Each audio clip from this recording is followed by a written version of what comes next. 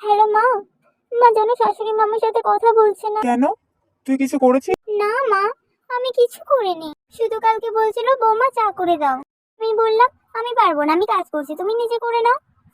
ব্যাস, তারপর থেকে শুধু রাগারাগি করছে, আমার সাথে কথা বলছে না। আর কি করেছিস তুই এইটুকু?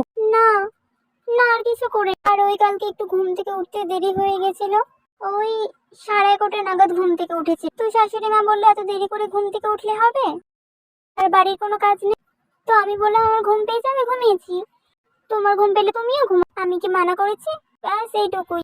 তারপর থেকে বাড়ির সবাই রেগে আছে, কেউ কথা বলছে না আমার সাথে। কেন তুই এরকম করেছিস?